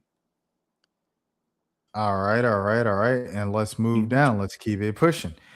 USC versus USC. Who is the real USC in women's basketball? Well, the real USC, according to my bracket, and I think according to yours as well, the real USC resides in Columbia, South Carolina. So South Carolina, Dawn Staley, they're going Sweet 16. Sorry, Southern Cal, but enjoy those Southern California beaches. I am with you right there. I'm with you right there. Great season for Jazzy Davidson. I think it ends Yeah. in round 2 because South Carolina is just too powerful. Next one, Michigan State, Colorado State versus Oklahoma. Yeah, I think we both had Colorado State getting the upset over Michigan State, and then them facing Oklahoma. But yeah, I mean, like I said, I mean, we were talking earlier, like you said, about Aaliyah Chavez and everything she's been able to do, and I know that that Colorado State, that's going to be a potential Cinderella pick. It definitely is for both of us, and is possibly going to be for a lot of brackets out there. But I think the clock is going to strike midnight for that Cinderella against Oklahoma. I got Boomer Sooner, Oklahoma going to the Sweet 16 against South Carolina. The city of Norman. Let's go. All right, next. Washington. Oh, wait, hold on. Yeah, South Dakota State. South Dakota State versus TSU. TCU. Yeah, TCU. Confused TCU with Texas Southern. Tennessee as well. Shout out Nolan Smith. Tennessee as well, Tennessee State as well, and also shout out to Lakira Alexander, another one of my babies going to who played at Camden, going to Tennessee State. But it's interesting, like you said, you had Washington, I had South Dakota State. I have TCU, so I think both of us. I think both of us have TCU. Like I said, what more can you say about Olivia Miles? So I got TCU advancing Sweet 16. All right. And next up, we have UGA and Iowa. UGA and Iowa. And, like we were saying a little bit earlier, I mean, like, just what Iowa has been able to do is amazing. I mean, like, we was mentioning a bit about Stalky, and, everybody that they got there. So I'm picking Iowa. In the Sweet 16 to go up against TCU. All right, let's bring over Sacramento Regional. Mm-hmm. UCLA versus Princeton. And I believe we both had UCLA and Princeton. And the thing is, UCLA is just, like I said, they're just too good. I mean, they're just too good. I mean, and the thing is, Princeton, because of the fact that they're coming out of the Ivy League, it's one of those situations. I imagine that there are going to be lots of folks that are going to look at Princeton as another possible Cinderella pick. UCLA, like I said, they're just too good. So they're Princeton's kind of in the wrong bracket, wrong time. So I got UCLA advancing. Where's Janiah Barker at now? She's still at UCLA? I think so. I think she is. She's been all over the place. Man, what understatement. She's at Tennessee. She's at Tennessee. Goodness gracious. Joke, you don't. She's at Tennessee. She's been at Texas A&M. I'm gonna say my comment, but if you've been on social media lately, if you know, you know. Ole Miss. She's been all over the place. Wow. Yeah, all over the place, man. Ole Miss and Minnesota. Yeah. Transfer portal, hadn't she? And off the court drama too. True. That too. But Ole Miss and Minnesota. Ole Miss and Minnesota. You got the 4 and the 5, and I believe we were on the same page as that one. Once again, we were talking a little bit earlier about Ole Miss, how they stack up against those SEC teams, but I think Cody is just going to be too much for Minnesota. So I got Ole Miss. I got Ole Miss against UCLA. Yeah, I think about Janiah, how she was committed to Georgia coming out of Mount Verde Academy with Johnny Taylor. Then Johnny Taylor took the job at Texas A&M, so she flipped to Texas A&M with Johnny Taylor. Then she went to UCLA. Now she's with Tennessee. It feels like there's another team in there missing, but at least 4 programs. At Yeah, least. that's what it feels like. Let me see. All right, so you have UCLA here, Tennessee pitchers, Mount Verde, UCLA. Is that it? It was just those four teams? Just those four teams. Yep, Texas A&M. That's it. Uh-huh. Exactly. And she's a Yeah. Marietta kid. She's Marietta? She from Marietta? I believe so. I believe so. Or she got ties to Marietta. I think it says she was Oh, okay. born in Because she went Marietta. to Mount Verde. That's why I never looked Yeah, at it like Monteverde's in Florida. yeah. That's a Cooper Flag and um Derek Queen and Hmm. I'm trying to think of D'Angelo Russell and Ben Simmons. Let me see what high school she came from. I mean, outside of Mount Verde. Because I'm trying to see now. Tampa Bay. Okay. It says Here. Tampa Bay Tech. Oh yeah. Okay. Yep. I did this before. Uh-huh. Where I was like, she from Marietta? And I like did the whole lookup thing and I couldn't trace her back. So Tampa Yeah. Bay, yeah. Nah, you ain't no Marietta, you ain't no Georgia girl. Georgia. You was not one of us. Don't claim it. I see what you Uh, mean. okay, cool. Oh, Yeah. yeah, you already picked Ole Miss. Okay, so Mhm. now Baylor and Duke. Baylor and Duke. And I'm still sticking with the theme a little bit earlier. I think that when it comes to, when it comes to Duke, I think, similar, like I said, similar to Notre Dame, they're one of those teams that I feel like is, going into the tournament that kind of feels a little bit disrespected. And, they're going to be, and they're going to want to take it out on some folks. So I got Duke advancing. Excuse me. There you have it. Duke over Baylor and then Hmm. LSU and Texas Tech. Yeah, you had Texas Tech. I had Villanova pulling off the Texas Tech upset, but I think we're both on the same page when it comes to who's going to win that one. I got LSU advancing Sweet 16 against Duke. Texas Tech, Villanova, it don't matter. Hmm. It LSU. don't matter. LSU is LSU. Texas and Oregon. Mm. Texas and Oregon, the one versus the eight. You know, it's I feel like that's one of those sorts of games that kind of maybe has the potential to be a better game than possibly could very well be advertised on paper. But either way, like I said, Texas is going to have a home court advantage, for a pretty good portion of this tournament. So I like Texas moving on. Shout out to Maddie Booker. All right. Yep. Kentucky once again versus you have West Virginia. Yep, absolutely. I had Kentucky and West Virginia, and in that one, I'm gonna go. It's again sort of a five versus four. Those things can be pretty difficult to pick, but I'm gonna go Kentucky in that one. Moving on. And there you have it. Kenny Brooks moving on to the Sweet Yep. 16. hmm Alabama, Louisville. Alabama and Louisville. Okay. And I was just making sure you didn't pick Rhode Island, but you didn't. You just talked about how funny their coach was. yeah, exactly, for sure. And yeah, we're definitely on the same page as far as that Bama Louisville matchup. And I'm going Louisville. I'm going Louisville advancing Sweet 16. As my video stuck in me holding up the L for Louisville. All right. Let's keep Perfect. it pushing. Let's keep it pushing. Yeah. Michigan versus NC State.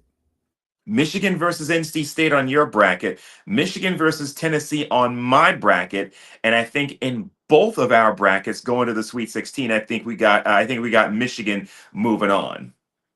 Dancing in the moonlight. We'll be dancing in the. Let's move on. Sweet 16, baby. Yes. UConn Yes. versus North Carolina, the Tar Heels. Yep, UConn and North Carolina. Definitely gonna be a lot of blue. Obviously, Carolina blue versus Navy blue. And if you're a Tar Heel fan, I feel like you're probably gonna be feeling blue after this game. I got UConn going to the Elite Eight. All right, Vandy and Notre Dame. Okay, This one is very interesting. This one is very interesting because I can only imagine there are going to be lots, and I mean lots and lots of brackets that are going to go with Vanderbilt in this one. And I could understand why there are lots of brackets that will go with Vanderbilt. Because I remember when the bracket was introduced, especially for that region, lots of folks were thinking, okay, we're gonna get UConn versus Vandy in the Elite Eight.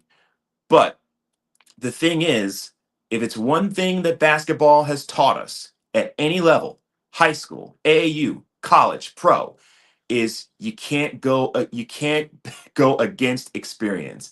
And one thing about Vandy is, yeah, they're a great team. Vandy's great, but it's a situation where Hannah Hidalgo has been here before. She's not new to this.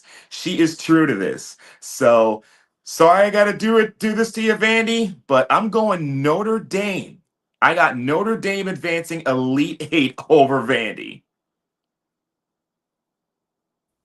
I get the pick. I just do not agree with it because Notre Dame's just lost too many games in this Hannah Hidalgo by herself once again era. Mm-hmm. Like they've lost some games by like 20 this year. You know what I'm saying? And I I think just see. that inconsistency. Shout out to Niele Ivy and crew, but I Mm-hmm. just think it's too much to shoulder by yourself against a team like Vandy. So I went with paper. I went Vandy. All I right. hear what you mean. Bottom of the Sweet 16 on this side. South Carolina, Oklahoma. And the thing is, like you said, this is, Sweet 16. This is one of those situations where you sort of wonder, you know, is travel going to be a situation? Because the thing is, we've seen in the past where South Carolina has had games where in the tournament where they have struggled. So, that's sort of the thing with them. But, I think the thing with South Carolina is that like we keep on talking about it. I mean, they're just too deep. They are just too deep. They have too much talent. And I was mentioning a bit about the travel. I don't think it's going to be that much of a factor. I feel like Oklahoma can give them a game, but at the same time, South Carolina is South Carolina for a reason. So I got South Carolina moving on Elite Eight. I remember that LSU game in the SEC tournament, and I was like, players I ain't never heard of scoring. Yeah. No, South Carolina is they definitely have a second and third unit. Right. Okay, That'll be a starting five on a lot of other teams. there it is. TCU and Iowa. TCU and Iowa. Yeah, that one is a game that I feel like could potentially, when you look at the potential field for the Sweet 16, I feel like in many ways TCU and Iowa could very well be one of those games of the Sweet 16, given both of those teams get there. But yeah, it's a coin flip, but I'm going TCU over Iowa. There it is. Keem's going with the star power. Hannah Hidalgo and Olivia Miles in the Elite Eight. Hmm. Okay, we move on to the other side. UCLA and Ole Miss. Mm. And remember what you was talking about a little bit earlier about Ole Miss and big games. I feel like that's going to be the thing. And plus, like I said, playing in that Sacramento regional against Ole Miss, that's going to have to travel halfway across the country basically in order to get to Sacto. So I got UCLA moving on. And then a fun one here. The part two of Kara Lawson versus Flau'jae Johnson, LSU and Duke.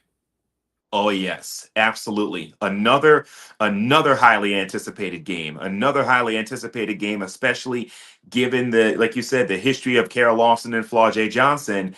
And this is another one of those coin flips. And I feel like this is another one of those situations where, Duke, I feel like can definitely give them a game, but in the end, I'm gonna go LSU. I think LSU ekes out a close one against Duke.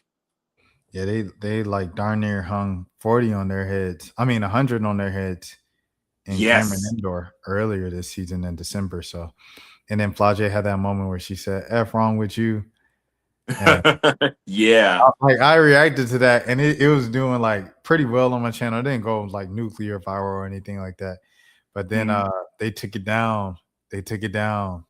I was like, Dang. oh, the team probably wanted that scrubbed off the internet, but Did you the ones dirty, who man. saw it, they remembered. The North remembers. The South That they remembers. do.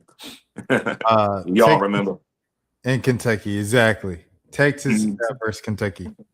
Texas versus Kentucky. One of those occasions that, I feel like can definitely be competitive, can possibly maybe even be one of those games that, may be, more competitive than a lot of folks could very well be, giving it credit for. But, Texas, I'm still trusting Texas at this point. Like I said, we've been talking about Maddie Booker. We didn't even I don't think we gave a shout out to Justice Carlton yet, or Kyla Oldacre, also on that Texas roster. So I'm definitely having Texas moving on to the Elite Eight as well. Yeah, shout out to Old Acre for sure. Been holding it down as an anchor for that team the last couple of years. Yes. Louisville versus Michigan. Louisville versus Michigan, 3-2. And this is, one of those occasions, once again, that pretty much everybody is good at this point. Pretty much everybody is good at this point. Um, but but there's just something, I guess there's something to all of this hype that's being around Louisville. And I'm gonna go Louisville. I'm gonna go Louisville over Michigan. I see you got Michigan, but I'm going the Cardinals. I'm going the Cardinals over the Wolverines. No, this is definitely like the Yeah. matchup in the Sweet 16 that I know the least about both teams. Like I know like little to nothing about Mm. this year's teams. Now I know a couple of the players and stuff like that on the teams on each team. Yeah. However, I just don't know about like their best players and all that this year as I'm I in the know club with a about basketball team. Me and the Cardinals are sharing a session. others. Shout out Jack Harlow, man. Jay Yeah. Heasy. Nah, I ain't gonna do that. I ain't gonna do that. Gonna get me out of here. Elite Eight. UConn versus Vanderbilt. UConn versus Oh, you. wait. UConn versus Notre Dame for you. Yeah, absolutely, absolutely. You had UConn and Vandy. I had UConn and Notre Dame. I've been, anybody, who's been watching this, I've been singing Hannah Hidalgo's praises pretty much almost this entire stream. But you made a good point. I mean, it's a situation where, like you said, I mean, a lot of those losses, and I feel like it's a situation where ultimately it's got to catch up to Notre Dame. One way or another, it's got to catch up to Notre Dame. And, I think it's one of those things where, the same thing that's going to happen, it's the same thing is going to happen with a lot of teams where they just run into UConn and UConn is just a buzzsaw. So sorry, Notre Dame, I got to do this to you. Sorry, Nia Ivy. But yeah, I got UConn going, to the Final Four. I said I'm sorry, mama. I never meant to hurt you. Them kids don't know nothing about that. Hmm. Let's go South Carolina TCU. South Carolina and TCU. And I think one of the things that we didn't even bring up with South Carolina yet is they expect to win every single year. And I feel like it's a situation where South Carolina still has a little bit of a bad taste in their mouth from what happened last year in the national championship game against UConn. So South Carolina is out to get their lick back, as we say nowadays. So I got South Carolina beating TCU, and I got South Carolina in the Final Four. All right. South Carolina moving on for King. Okay. Other side of the Elite Eight as we shore up the Final Four for King. Oh man, once again, hey, the flowers will fade, the grass will wither, but the word of our God stands forever. And UCLA, LSU will remain the same through the entire Flau'jae career. She will have to go through UCLA to get to the national championship. This year, we have it once again: Lauren Betts, Kiki Rice versus Flage and Michaela Williams. Keem, who do you have coming out on top? Man. Man, the thing is, I want to pick LSU so badly. Like you said, Flage, Michaela, Malaysia. I want to pick LSU so bad, especially because of the Flage factor. The problem is, all of them are guards. And the thing is, the big difference in this one, like you said, is Lauren Betts. Does LSU have anybody that can match up with Lauren Betts? Because, see, here's the thing. Even if LSU were to go on a run, let's say UCLA has like a 10-point lead at the half, and then all of a sudden LSU comes out, they come up with an 8-0 run, Flage's, scoring points, Michaela's scoring points, and they go on a rally. All UCLA has to do, if they don't have anybody that can match up with Lauren Betts, all they got to do is dump it inside to Lauren Betts, and boom, there's your rally stopper right then and there. I want to pick LSU so badly, like I said, because this is Flage's senior year, but I cannot go against Lauren Betts. She's just too good. I got UCLA in the Final Four, man. So here's my take, man. As Venezuela won the World Baseball Classic, congratulations to Venezuela. Yes, see. So USA loses 2 times in a row in the championship. Last time to Japan, this time to Venezuela. America's pastime. How about the world's pastime? Anyways, yes. LSU just got too much going on, man. Mm-hmm. The players arguing on the court with each other. This is not the time to be crumbling. You crumble in the middle of the season. You crumble in January. When they lost some first 2 games in the SEC to open up SEC play, Kentucky and Vanderbilt back-to-back, that should have been their crumble. It should have been no more crumbling after that. That's come to Jesus moment, team meeting. All right, Coach Mulkey, we're going to get to it. You ain't got to worry about us again. They done went through all that, fighting, pushing the coach out the huddle in front of the cameras. Yeah. Social media drama. And now your assistant coach, the lead assistant, done took another job right before the tournament. Yeah. And, people going to be talking about that. And is his mind fully going to be focused on this team, or is he going to be thinking about his recruiting class? Yeah. It's just too much going on, man. I have LSU losing at some point, and I think they have the heart and they have the talent to go at least to the Final Four. However, all that other stuff is getting in the way. It's all distractions, and I got UCLA going to the Final Four. Yeah, that's the thing. All those distractions, and then, like you said, I mean, it's a situation where the thing is, like I said, LSU is very guard heavy, and the thing is, UCLA has guard play that can match up well, that can match point for point with LSU's guard play. But like I said, Lauren Betts, what more can you say? There's a reason as to why at the beginning of the season she was at the top of all these draft boards. That's why I got UCLA moving to the Final Four, man. And shout out to Kate Caval, but it's not enough. And shout out Maya Joyner, who's been starting at center big for LSU. But you can get her frustrated. It's just you tangle up, you hook her on a couple of rebounds on some free throws down low. She gonna get frustrated and take herself out the game. That's the thing. Exactly. And you already giving up height on Lauren Betts. You can't afford those type of mistakes in that type of environment. Right. I just don't see LSU pulling that. Me personally, I'm glad you mentioned Koval because she's been doing you want to talk about crash outs? She's been doing a lot of crashing out this season. and Grace Knox too. Knox especially. Yeah. The shout out to the other freshman, Sakai Johnson, good player. And they got a good freshman class. You know what I'm saying? And Jada Richard, she took a sensational leap. Like South Carolina is going to need that type of leap from somebody in the backcourt, backing up Raven next year to keep them afloat. I mean, kind of what they're used to having at point guard for them. But we'll see how that happens next year. Texas and Michigan. No, Texas and Louisville for you. Texas and Michigan for you. Texas and Louisville for me.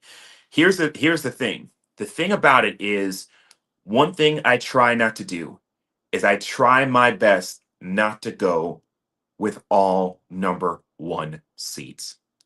And I understand, like I said, Texas has the advantage. They get to that regional. It's in Fort Worth. It's that home court advantage. So they're gonna get a lot of home cooking. But you know, but it's just one of those situations when I look at the four number one seeds, when I look at these four number one seeds, I look at UConn, South Carolina, UCLA, and Texas. I'm thinking, which one of these teams can I trust the least in March?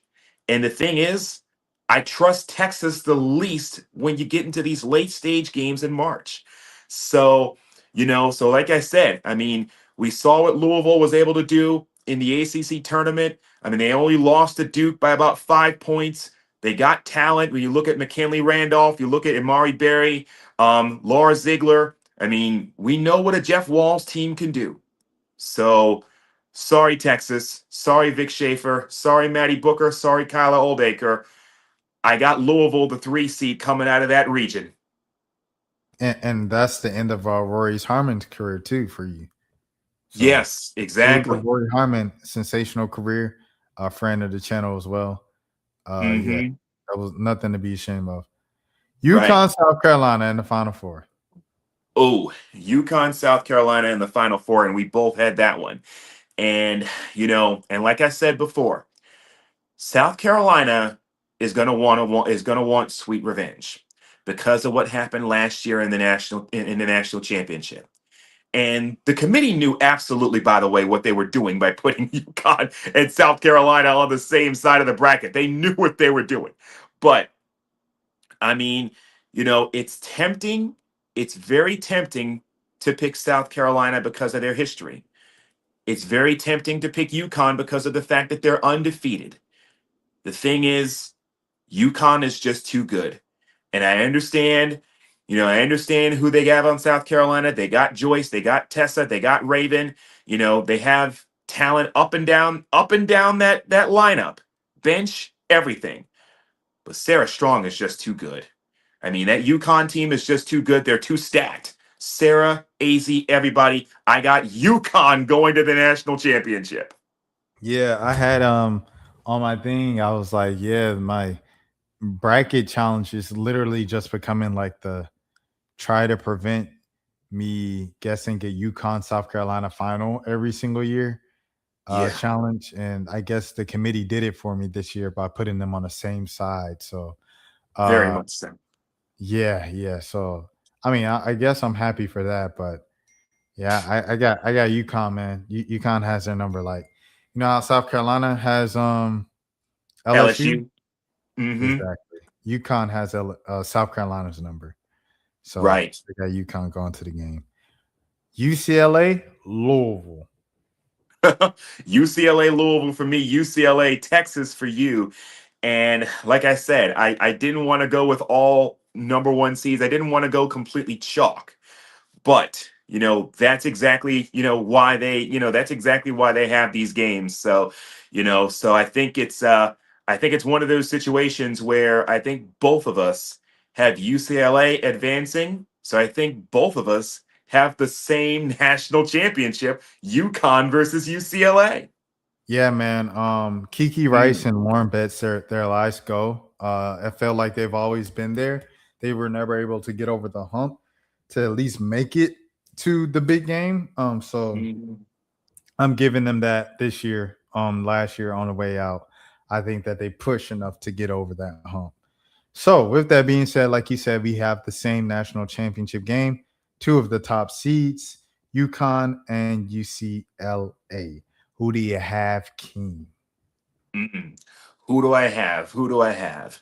Well, one thing that I do have is and I think both of us definitely have that, is we want to see that matchup, Sarah Strong and Lauren Betts. Like we was talking earlier about Sarah Strong and Audie Crooks. Sarah Strong, Lauren Betts, that will definitely be a matchup a lot of folks are going to want to see. Same thing with Kiki Rice and AZ Fudd. And, you know, and like I said, I just, especially after what they were able to accomplish last year and how they just wiped the floor with South Carolina, I got UConn repeating. I got UConn repeating, going back to back once again as national champions. I got UConn repeating, and I'm actually, not only do I have UConn repeating, I'm gonna go with a final score. I say the final score is gonna be something like, I say 79 to 67. UConn gets it done. Yeah, I forgot what I said. I think it was probably around there though. I had you see the total 150, but I forgot what I said for the points. But there's probably something around there. Yeah, Mm, man. UConn gets it done back to back. I think yeah. this year they were just better than everybody else, and sometimes it's as simple as that. Yeah, remember when South Carolina went 38-0? Like, it was South Carolina's world, everybody else was just living in it. Now it kind of feels like those days when they had Maya Moore, when they had, Diana Taurasi, when they had Stewie. It just feels once again like UConn's world, and everybody else, including South Carolina, including UCLA, including Texas, is just living in it. And you could talk about how, oh, they had like two number ones, with AZ and Sarah Strong, but Blanca Quinones, she looks like she's gonna step up into that, what I'm saying, role as one of the top players next year as well. And you still got Sarah Strong for another 2 years.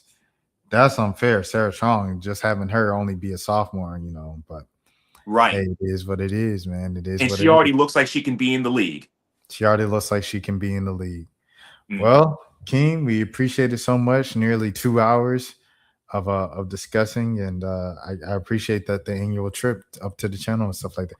Hold on, I don't even see Flage being drafted unless in the top 5 unless they go on a crazy run and she's leading them. Huh? Mm. That's a great point. I think you have to look at it like, okay, so you said it, so I'll stay up here for you. Everybody thank Nate for the overtime that he is giving you all. Um, we'll pull up. I'm gonna pull up. I want to pull up another mock, but I'll just pull up we had up earlier. Hold on. As soon as it loads up, as you see, it got a bunch of tabs pulled up. ESPN takes up a lot of Yeah, space and stuff. All right. right. So you had homegirl from Spain, center from Spain. 2, she had Olivia Miles. 3, she had AZ Fudd. 4, she had Lauren Betts. 5, she had Kiki Rice. I think Flage is better than Kiki Rice. I think Flage is better than Tanaya Latson. And yeah, so me personally, I think she's better than those two. And I think she puts up a good argument with AT Fudd. Obviously, the stats are the stats, and the seasons were the seasons. I think AZ had a better season than Flage. In terms of just players overall, I think Flage makes up for a lot on defense. Mm. But that's just my personal opinion. So, Well, it's very interesting because if I remember yeah, correctly, there was a couple of years ago where Erin McDonald, when she was at Arizona, I mean, she had a really great tournament that one year. And if I remember correctly, wasn't she a lottery pick? yeah. She went four to the Dream. I was about to say the I think she Hawks. went third. Oh, she went third. Yeah, I think she went third Sheesh. Oh, to the what? Atlanta Dream Kennedy in the Carter was Kennedy 2021 Carter fourth. draft. Was Kennedy Carter fourth? Um, I think so. I got to make sure. It was Sabrina Ionescu was number 1 that year. I can't remember who was number 2, but I think Kennedy Carter was 4 to the Dream. I want to say. I think so. Yeah, she was fourth in that 2020 draft. That was the COVID draft that was held virtually. And then Erin McDonald was 2021. She was 3. So I got Yeah, them mixed up. it All right. happens. Let me go back to another mock draft. Okay, because you see Nate, he said he thinks Raven could be top 5. That's interesting. I could see it as well because one thing about the tournament is that it can, one thing about March Madness is it definitely can raise one's draft stock. So maybe it's a situation where somebody who's probably just outside of the lottery probably could very well work their way into the lottery if they go on a deep run. You just never know. Yeah, so they got Iowa fam going number one everywhere. Olivia Miles looks like she's a lock for two. AZ Flood Mhm. looks like she's a lock for three. Lauren Betts a lock for four. Kiki Rice five. That's what everybody has. Everybody has that same five. And Flage going Mm. to the tempo. Yeah, that's interesting that mock has that mock has Lauren Betts going to Washington because they got Shakira Austin, they got Kiki Iriafen, so they're set. One would think that they're They set in the literally just front got court. rid of Aaliyah Edwards because they had too many bigs. Oh, I see what you mean. Yeah. So it's like you're just continuing to crowd up that front court. Now I do Right. think Raven Johnson sliding down to 10 is a bit absurd for sure. Like Mhm. I think Raven Johnson's better than her. Hawquez, shout out Hawquez. Let me throw some respect on her name. I'd see now. I ain't did my overseas scouting this year. I ain't gonna lie to you. I see what you mean. Tanaya Latson, I think Raven Johnson's better than Tanaya Latson. Mhm. Um, I think Flage is better than Raven, but that's just me. You think maybe Tanaya's um, Florida State stats were kind of inflated because she really didn't have anybody around her at FSU. I think it's I think you also have to look at fit with these things. You also have to True. look with fit. Sometimes like I think a great example is Haley Van Lith, right? Haley Mm, Van Lith, great career before and after LSU. You know, she brings her draft stock back up once she leaves LSU. And she had she hung around her rookie season. She didn't, you know what I mean? yeah. She didn't get cut. So that's hanging around. In WNBA standards, can you stay on the team for a whole year? And she Right. didn't. So I think that might be the same case with Tanaya Latson of like, you know what I'm saying? You're superwoman at your old school, then you go into a new system. And I just don't think the fit was quite there at South Carolina. In terms of what's in her favor for the mock draft. But I think Flage is better than Kiki Rice. I think Raven Johnson is could put up an argument for being better than Kiki Rice. So yeah, I think Raven should definitely be around five more so than around 10. I think around 10 is a bit disrespectful, in my opinion, for the type of season she's had and the type of last couple of years she's had at South Carolina. Exactly. And for the fact that she brings that championship pedigree. Because of the fact that she brings that championship pedigree, Raven Johnson's the type of player that can really flip a locker room in many ways. What about this? Cody to the Backing up dream at Nas Hillman? 13? Backing up Nas Hillman? Hmm. Well, I mean, That's interesting. unless Atlanta goes two bigs again, if they bring back Bree and MPG, which we have no idea about because there's no free agency because there's no CBA. Yeah. But say they hypothetical world they bring back both bigs, then you have Nas Hillman coming off the bench as a sixth woman, and then you have Cody being pretty much Leticia me here. Yeah, I don't know. I don't like that. Now Mm. I think about it. If you bring back both bigs, I think you probably should go guard. Probably because they're like you said, they're pretty much set. I mean, between if they bring back both Bree Jones and BG, they're pretty much set in the front court. Kind of like what we was talking about with Washington, how they're set in their front court because they got Kiki and they have Shakira. If I'm Atlanta, I'm praying one of them hometown kids fall to me, whether Mm, that's Raven or Flage. Now, Tanaya mm, Latson, salute to Tanaya Latson as well. She went to Westlake. But that too. I'll say those two for sure. I'm praying one of them two fall. Mm. And the thing is, there's a possibility. I mean, there's a possibility that either one of them could. I mean, like you said, I mean, folks have been talking a lot about Flage and, could she possibly fall out of the lottery? The same could happen with Raven Johnson, but it's amazing. I still can't get over the fact that you have these mock drafts that have Raven Johnson going to the Indiana Fever. I mean, that, like I said, that would definitely be something if she were to go to Indy. No, 100%. Let's look at one more mock draft before we kind of end things here. Tonight, I woke up with a strange tattoo. Not sure how I got it. Not $1 in my pocket, and it kind of looks just like you, mixed with Zach Galifianakis. Yeah, There absolutely. we go. Okay, they got the Farm Center going number 1, AZ Fudd going 2. So we got a different mock draft. Olivia Miles going 3, Lauren Betts going 4. Flage is in the top 5 of this one. Then tonight, Latson. Also, they got Kiki Rice going all the way down to 9. Cody McMahon going down to 10. I don't see Raven Johnson. Do they have Raven Johnson going to the I keep wanting to say Hawks, to the Dream. No, they got Sarah Williams. I'll take Sarah Williams. But that's a big. We just talked about that. We're going to be dang Leticia and me here. They need a guard. All due really respect do to in many ways. Canada, they need a guard. They got Janiyah going to Connecticut, which is basically basketball purgatory nowadays. Who? Janiyah Barker.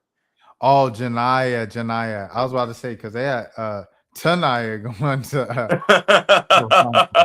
Yeah. Janiyah. Yeah, they got her going to Connecticut. Them jokers over there, they just waiting to go to where they trying to move them to? Boston. Houston. They just waiting for them to go to Boston. They wanted to move him to Boston, but it seems like the WNBA wants to move him to Houston. Because Boston, because they want they say, all right, we're gonna get more money from Boston as an expansion as opposed to y'all just moving.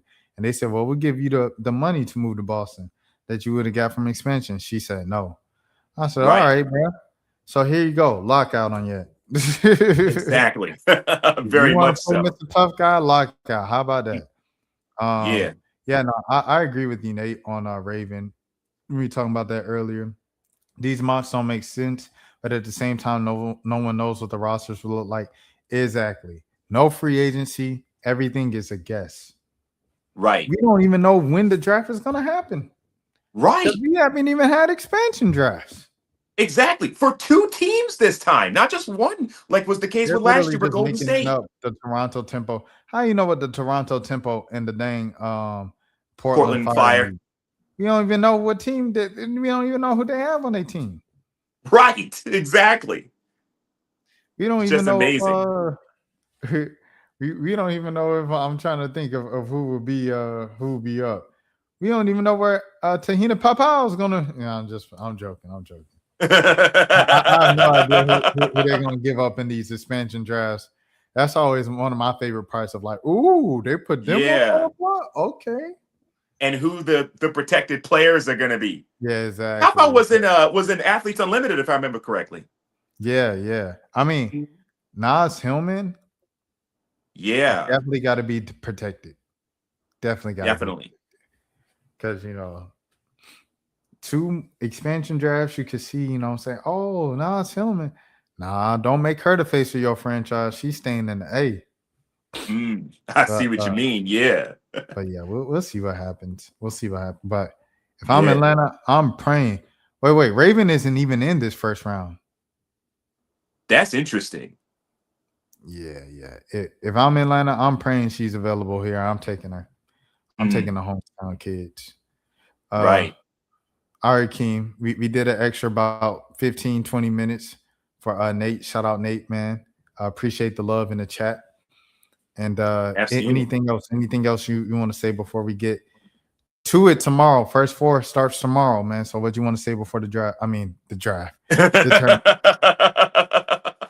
Yeah, absolutely. Like I said, I can't wait. I can't wait. All these games are definitely, hopefully we're definitely going to get some good ones.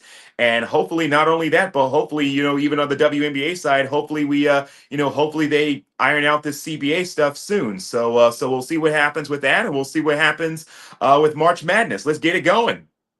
It's going to be a fun free agency whenever a deal is reached in the CBA. It's going to be a fun draft, fun expansion draft, and it's going to be a fun, college draft as well, man. Appreciate you, Nate, as always. And appreciate you, Akiem.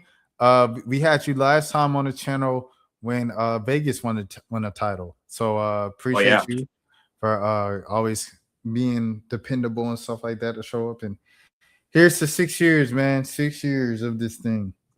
And the 1, 2, 3, 4, 5, 6. And there you Like have Toronto up in here.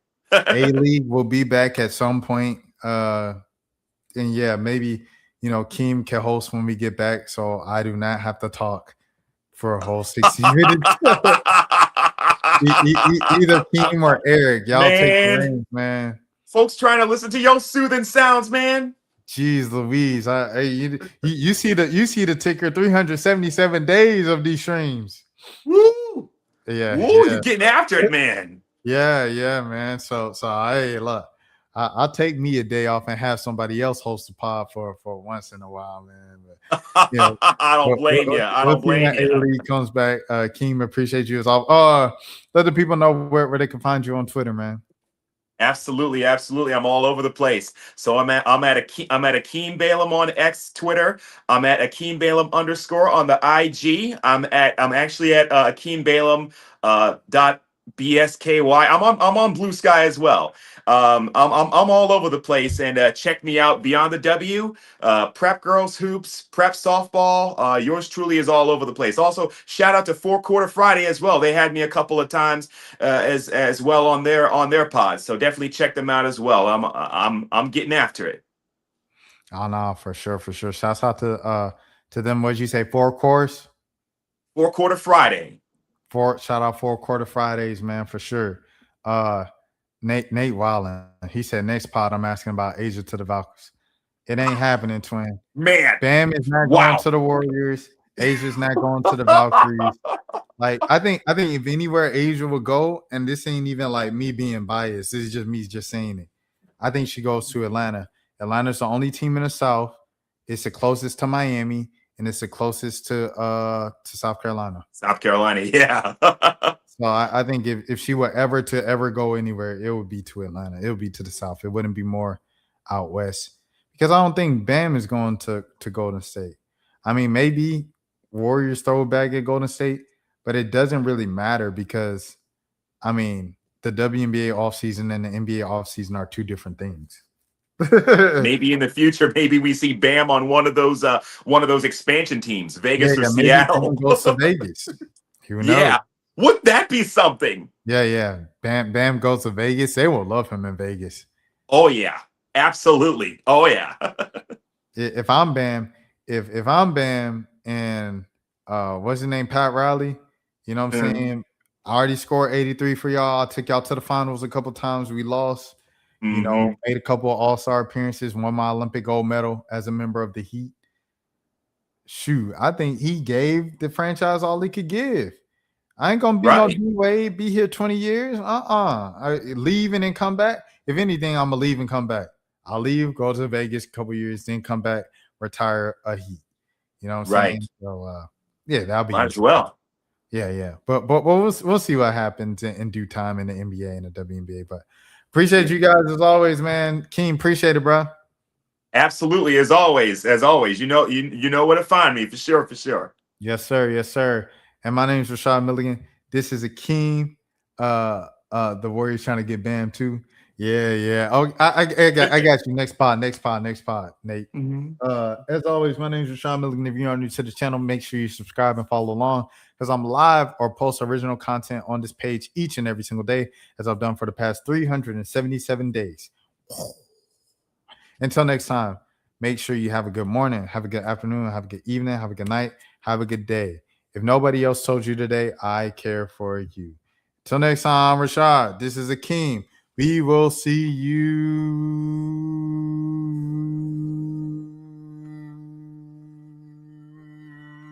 Till next time. King. Yeah. Don't leave me hanging.